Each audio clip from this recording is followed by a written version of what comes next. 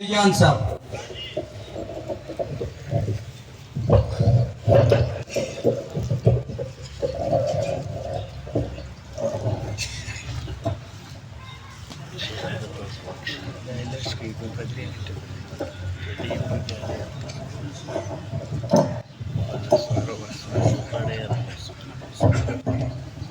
نحمده ونصلي ونسلم على رسوله الكريم أما بعد فأعوذ بالله من الشيطان الرجيم بسم الله الرحمن الرحيم ألا بذكر الله تطمئن القلوب صدق الله العظيم درود پاک پہ اللہ خوشحال اللهم صل على محمد وعلى آل محمد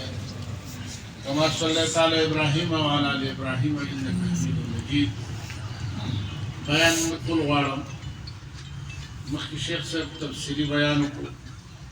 زموږ استاد محترم مفتي صاحب ناست دی هغه مخکې زموږ خبرې کول مناسب نه وي زه به دا خپل وخت انشاءالله هغې له ورکوم خو دومره ده چې دا مجالس د دین هر مجلس دا د الله تبارک وتعالی د رحم او د فضل ټکانې دي دې سره چې د انسان نسبت وتړلی شي د دې انسان نسبت د رب سره وتړلی شي او د کوم انسان چې د رب سره نسبت وتړلی شي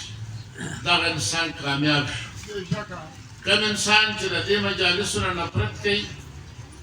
دا مجالس پې بوجي دې مجالسو سره محبت نه لري دا انسان د الله د رحمت نه لرې دی او کوم انسان چې د الله د رحمت نه لرې شي د انسان هلاک او تباه شو الله دې موږ د هلاکت نه وساتي الله دې موږ د صلحاو د نیکانو خلکو په دنیا او په آخرت کې د هغې ملګري وګرځي واخر دعوانا الحمدلله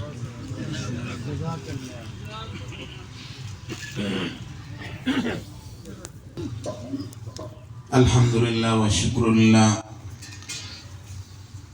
مجمع ته زموږ ټول اکابر هغې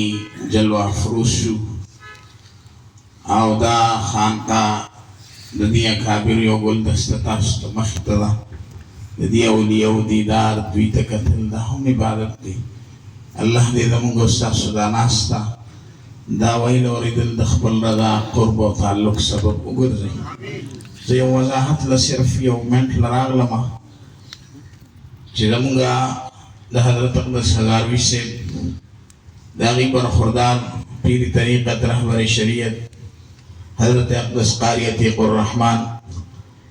هزاروي صاحب چې د خانقاه سره د هغې یو عقیدت او محبت دی او بله ورځ دوست محمد حاجي صاحب دی هغې خپله رنګ وکړ او ما ته ویې دي ته لږ تاسو ورکې دا موبایل نو بیا هغې یو ځل وکړو اچانک ساوت افریقا کې د هزاروي صاحب دی ډېر ګڼ شمېر کې متعلقین متوسلین دي هغې ټکټ او هر څه رالیږلي وو اچانک د هغې د ساوت افریقې سفر ترش نو دې ته یې موزر وکړو د هغې د طرف نه وایي ما ته حکم و چې دې ټولې مجمع ته زما دا عذر وکړي انشاءالله زه به وایي تاسو ته دعاګانې کوم د بهرحال د هغې د طرف نه تاسو ټولو ته سلام ومو او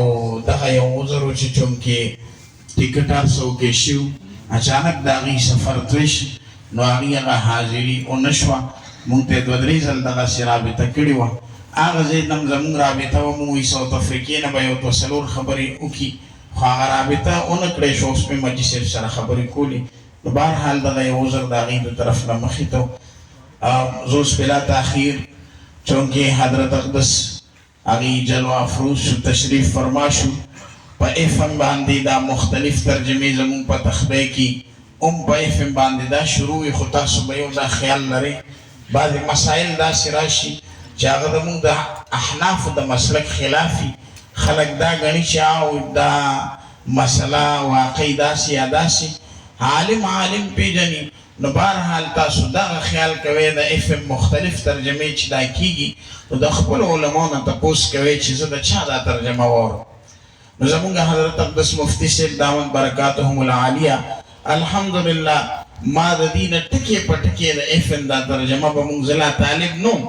د دوی د برکته د دوی د دې درس د برکته مونږ الحمدلله علم شروع کړ نو دا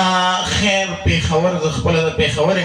مختلف علاقو کې چرته مونږ تللي یو الحمدلله د دې دا درسونو سره د کورونو د خاندانونو د معاشرو اصلاح وشوه. الله دې د دوی په عمر کې په علم او عمل کې ډېر برکت واچي. نو بلا تاخیر زه خپل استاد محترم او د سونو علماء استاد د دې مجلس ښکلا او ښایست حضرت اقدس پیر طریقت رهبری شریعت مفتی عبدالله شاه صاحب خدمت عالیه کې درخواست کوم چې هغې راشي او د دې مجلس په حوالې سره خپل د قدر وړ خبرې مونږ او تاسو ته مخې ته کړي.